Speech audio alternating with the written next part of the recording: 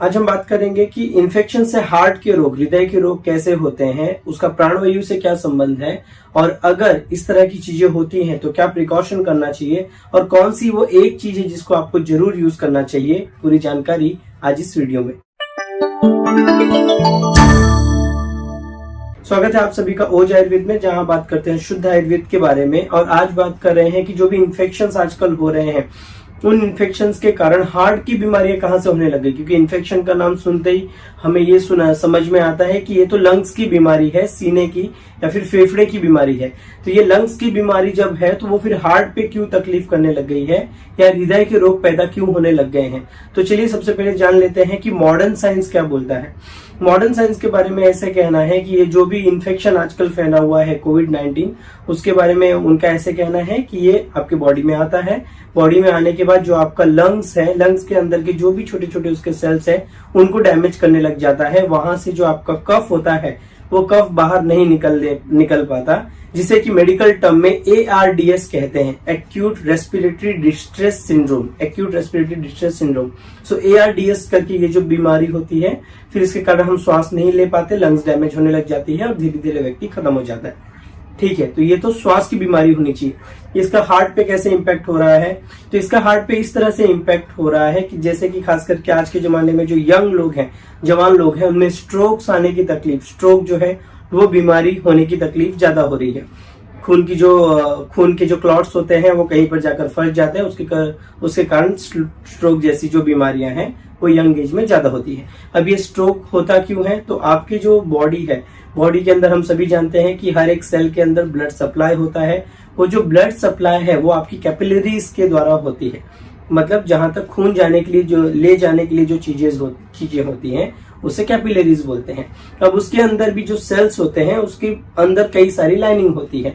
उसमें जो सबसे अंदर वाली लाइनिंग है उसे एंडोथेलियम, इस तरह का शब्द कहा जाता है, एंडोथेलियम। ठीक है, अब यहाँ पे एंडोथेलियम के अंदर आकर कुछ प्रॉब्लम शुरू हो जाती है, जैसे कि ACE2 करके जो चीज होती है उसके अंदर ये जो वायरस है वो इम्पैक्ट करता है। YWF करके एक और फैक्टर बोला है। और ब्लड जो क्लॉटिंग होता है उसके अलग अलग फैक्टर है, उसमें फैक्टर नंबर जो 8 है वो बिगड़ता है। इन सब के बिगड़ने के कारण क्या होता है कि जो आपका खून है, खून के थक्के बनने लग जाते हैं या खून का गोला बनने लग जाता है। अब ये जो खून के थक्के हैं, ये खून के थक्के आपकी बॉडी में जहां जहां जाएंगे, अब आपके शरीर में बहुत छोटी छोटी जगह है, जहां कहीं भी ये खून का थक्का जाकर रुक जाएगा तो जो पीछे से ब्लड आ रहा है वो नहीं आ पाएगा, उसके कारण स्ट्रोक या इस तरह की तकलीफें होती है। ठीक, खून के थक्के के कारण। खून का थक्का या जिसे ब्लड क्लॉट भी कहते हैं। अब इस खून के थक्के या ब्लड क्लॉट के कारण आपकी बॉडी में ब्लड प्रेशर बहुत तेजी से बढ़ने लग जाता है या फिर हाइपरटेंशन जैसी बीमारियां होने लग जाती है। अभी रिसर्चर्स ये कह रही हैं कि जो अभी का इन्फेक्शन फैला है उसमें जो श्वास सिंड्रोम वो तो बहुत बाद में आता है। 12% लोगों को पहले हाइपरटेंशन या स्ट्रोक जल्दी हो रहा है। मतलब इस खून के थक्के के कारण स्ट्रोक जैसी बीमारी आकर उनकी जो जाने जा रही है, उनका शरीर खत्म हो रहा है, इस तरह की तकलीफें हो रही हैं। ये मॉडर्न साइंस का इस बारे में कहना है। अब आते हैं आयुर्वेद के ऊपर कि आयुर्वेद का इस बारे में क्या विचार है और हम और आप क्या कर सकते हैं। सबसे पहले जो भी श्वास के रोग होते हैं उसके बारे में हम क्या कहते हैं। पहली बात, आयुर्वेद का ऐसा मानना है कि दुनिया में हर कोई बीमारी वात पित्त कफ के कारण होती है। क्लियर। अब इस वात पित्त कफ के 5 अलग अलग तरीके से काम करने के स्टाइल हैं। उसमें से जो वात के 5 अलग अलग प्रकार कहे गए हैं, प्राण, उदान, व्यान, समान, अपान, ये उनके नाम है। उसमें से जो प्राण वायु है, प्राण वायु मतलब आपका जो जीवन है, हम कहते हैं ना इसके प्राण अटके हुए हैं, इसके प्राण निकल गए, इसके प्राण बच गए। सो आपकी जो लाइफ फोर्स है, जो आपके शरीर जिंदा है, वो प्राण वायु के कारण जिंदा है। इतना क्लियर। अब प्राण वायु आपके शरीर का हर कोई एक जो सिंगल सेल जिंदा है वो प्राण वायु के ऊपर निर्भर है। या हम जो भी श्वास लेते हैं, छोड़ते हैं, वो सब डिपार्टमेंट प्राण वायु का आता है। क्लियर। अब ये प्राण वायु की जगह क्या क्या है। प्राण वायु पूरे शरीर में तो उसका एक्शन समझ में आता है, पर इसकी जगह क्या है, तो 2 जगह इसके लिए विशेष करके आयुर्वेद में कही गई है। पहला स्थान है हृदय और दूसरा स्थान है आपका महाश्रोतस। महाश्रोतस मतलब जो आपका पाचन का संस्थान है वो।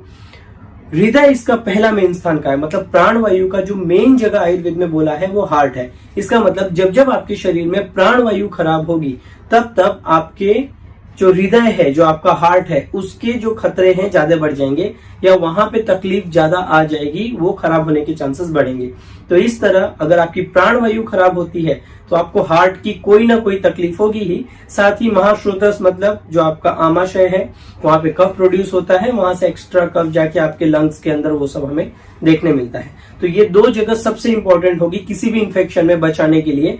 पहले हार्ट को बचाना और फिर पेट को बचाना। पेट और हार्ट, ये दो चीजें सुरक्षित रही तो लंग्स अपने आप सुरक्षित बना रहेगा। क्या कर सकते हैं? पहली बात, ब्लड के क्लॉट्स बन रहे हैं तो उस ब्लड के क्लॉट्स के लिए करें क्या? ये समझना चाहिए कि हमारे शरीर में प्राणवायु बनती किससे है। प्राणवायु दो चीजों का कॉम्बिनेशन है, जल महाभूत और वायु महाभूत। इन दो चीजों से आपकी प्राणवायु बनती है। जब भी आपके रक्त के अंदर, आपके खून के अंदर 7 तरह की धातुएं हैं, रस, रक्त, मांस में तत्सी, मज्जा, शुक्र।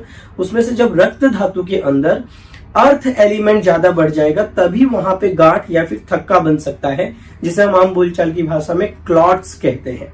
ठीक, रक्त के अंदर जब भी आपके क्या बढ़ जाएगा, अर्थ एलिमेंट बढ़ जाएगा, जिसके कारण खून का थक्का हो जाएगा। तो इसके लिए क्या करना है, बाई चांस अगर आपको हाइपरटेंशन की बीमारी है या आपको श्वास रिलेटेड कोई भी इश्यूज हैं और आप नहीं चाहते कि इस तरह की चीजें या आपकी बॉडी में ब्लड क्लॉट्स बने, मॉडर्न में जो दवाइयां दी जाती हैं वो खून को पतला करने वाली एस्पिरिन टाइप की जो दवाइयां हैं, वो उस तरह की आपको दवाइयां दी जाती हैं। आयुर्वेद में एज ए सेफरसाइड आप क्या कर सकते हैं, तो चरक सूत्र स्थान का जब आप 25वां अध्याय पढ़ेंगे तो उसमें दुनिया की जो 150 से ज्यादा बेस्ट चीजें बोली गई हैं, उसमें एक शब्द आता है श्लेष्म शोणित विबंधना नाम, मतलब अमृता। अमृता मतलब गिलोय, गुड़ूची, जिसे मराठी में गुड़वेल कहते हैं, गुजराती में गड़ो कहते हैं।